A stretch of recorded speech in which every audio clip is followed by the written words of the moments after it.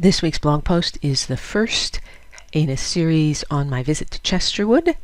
Daniel Chester French is best known as the sculptor of the Lincoln in the Lincoln Memorial. In 1896, he purchased 150 or so acres in the Berkshires, Massachusetts, and began dividing his time between there and New York City. The Chesterwood home and studio were designed by Henry Bacon, who later designed the Lincoln Memorial. After French's death in 1931, his daughter Margaret French Cresson preserved the studio and its contents.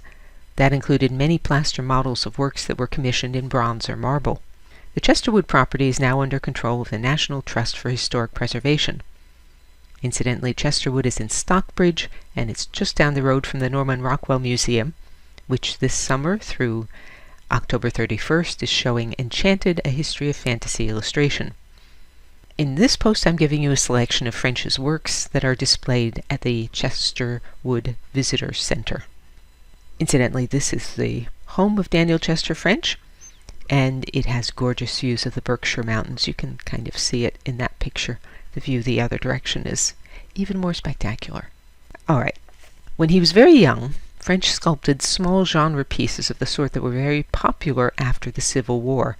John Rogers, 1829 to 1904, was the one who was most famous for making this sort of inexpensive group, so they're usually called Rogers groups. Americans bought them by the tens of thousands. French's first major commission was the Minuteman, a 7-foot-tall figure commemorating the centennial of the Battle of Concord, April 19, 1775. These are views of the plaster model in the Visitor Center at Chesterwood.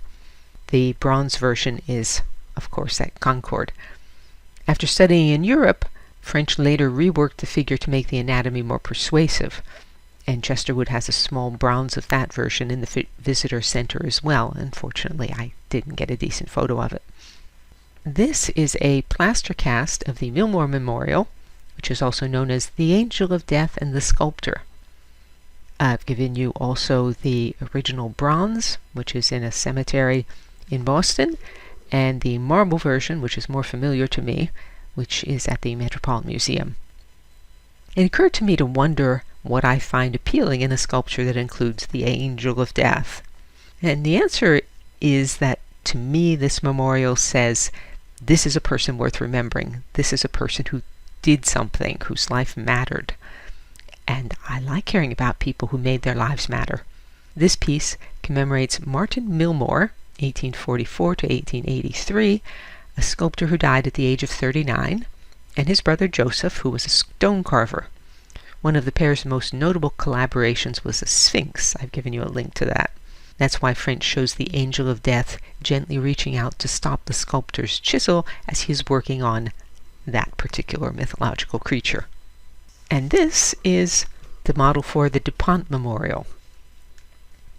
The finished version of this piece, dedicated in 1921, was a fountain for Washington, D.C. Photos of it are in a link in the blog post. The fountain and DuPont Circle, where it's placed, honor Samuel F. DuPont, 1803 to 65, a rear admiral of the U.S. Navy during the Civil War. Water streams down from a basin between 3 allegorical figures that refer to DuPont's naval exploits.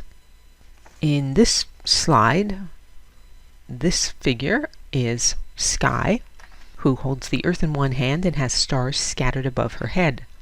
Next to her is Sea, who holds a ship's hull in one hand, has a fish at her feet and a seagull on her shoulder.